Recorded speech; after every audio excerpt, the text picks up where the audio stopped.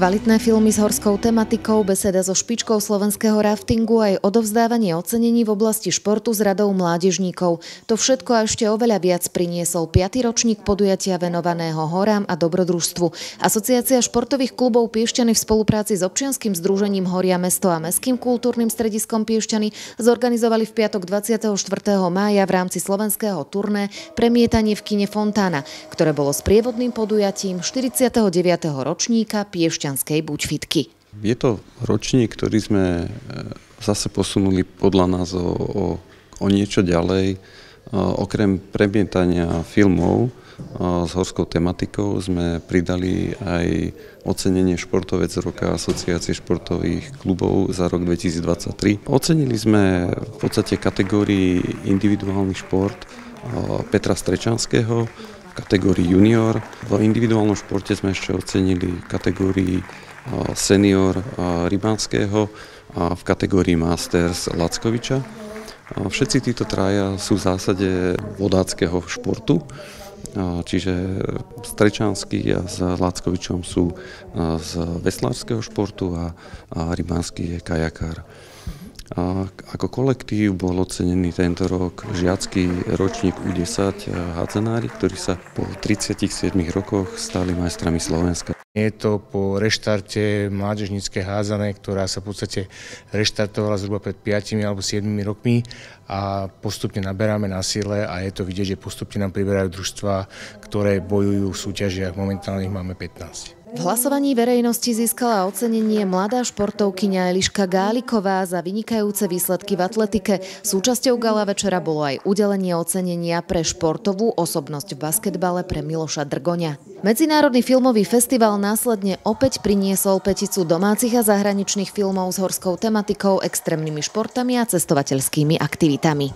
Páči sa mi vlastne, že každý rok je o niečom inom. Vždy sa to niekam dostáva. Stále je to ale outdoor.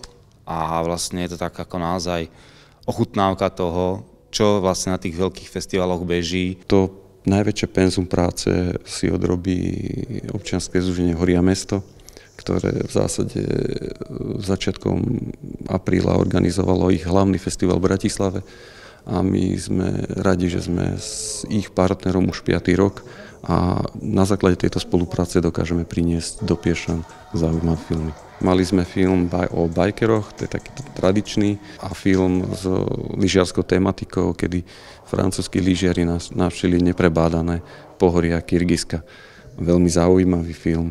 No a tá druhá časť, opäť teda od slovenskej produkcie, od Vladimíra Šifru o nádhernom pohorí Slovenského raja.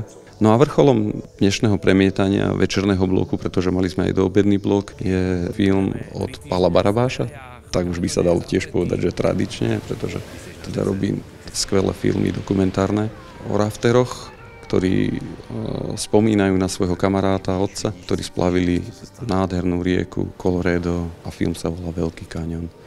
Adrenalín už v krvi prúdil. Daj! Úplně největší kouzlo je v tom, že se odpojíš od toho běžného života, který vedem.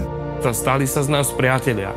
Hodinový film v réžii Pavla Barabáša je aj spomienkou na Jozefa Černého, propagátora slovenského raftingu. Práve s jeho synom, výborným rafťákom a sprievodcom kanioningu Petrom sa konala diskusia bezprostredne po skončení filmu. Môžem to iba doporučiť, proste, aby si to ľudia pozreli. Je to pekná pamiatka na nášho otca, je to, kto nevie, čo je rafting, tak je to ozaj, že paráda. Plus ten Grand Canyon je jeden nádherný kus prírody proste a každý, kto sa zaujíma trošku o prírodu, by si to mal pozrieť proste. Film zachytáva príbeh 13 mužov a 3 žien, kamarátov, ktorí nasledujú svoj sen a ich 19 dní strávených na divokej vode len v objatí neporušenej prírody. To sa nedá ani popísať proste, tam každý deň vidíte niečo iné, proste tá príroda, keď nepočítate perej, tá príroda bola úžasná proste, tam každý deň ste pozerali s otvorenou, keď môžem povedať, s otvorenou hubou som pozeral každý deň na tú prírodu, čo to tá príroda za tie miliardy rokov spravila, to bolo ako niečo neskutočné. Na splavenie Veľkého kaňonu treba vyhrať povolenie v lotérii a to sa podarilo Petrovi 2-krát za sebou, takže budúci rok idú na divokú vodu najznámejšej a najväčšej úžiny tvorenej riekou Colorado v severnej Arizone v Spojených štátoch ešte raz. Držíme mu palce.